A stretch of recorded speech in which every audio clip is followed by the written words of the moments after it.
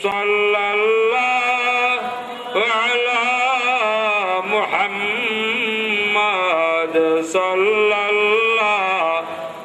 আলাইহি ওয়াসাল্লাম ওয়াজাবা শুকরু আলাইনা মাদা লিল্লাহি দাঈ সাল্লাল্লাহু আলা মুহাম্মাদ সাল্লাল্লাহু আলাইহি ওয়াসাল্লাম সাল্লাল্লাহু আলা মুহাম্মাদ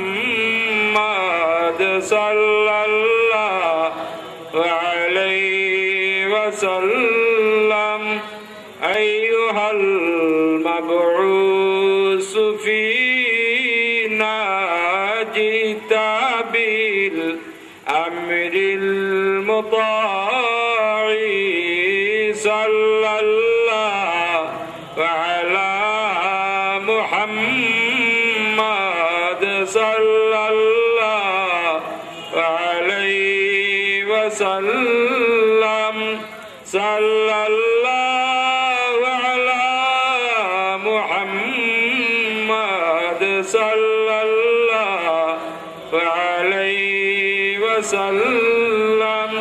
মুহতারাম হাজিরিন কেরাম, আউলিয়া কেরাম হলে এই গুরুত্বপূর্ণ নসিহতর মাঝে আমরা আরো শিক্ষা দিয়া গেছেন।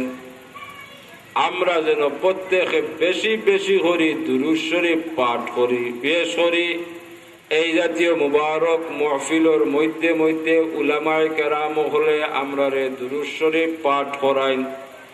এই জাতীয় মুবারক মাহফিল ও দুরূদ শরীফ পাঠ করা না হলে এই জাতীয় মুবারক মাহফিল দিয়ে আল্লাহ কবুল করেন না। দুরূদ শরীফ এত মতবরক আমল, এত ফজিলতর আমল, অন্য কোনো আমল করিয়া আল্লাহ পাক রব্বুল ইজ্জতের দরবারত দাবি করা যায় না, দাবি জানাইল যায় না। দুরূদ শরীফের আমল করিয়া আল্লাহ পাক রব্বুল ইজ্জতের দরবারত দাবি করা যায়, দাবি জানাইল যায়।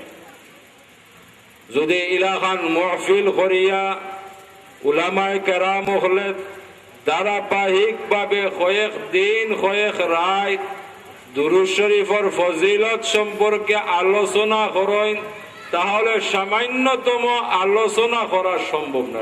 সুবহানাল্লাহ।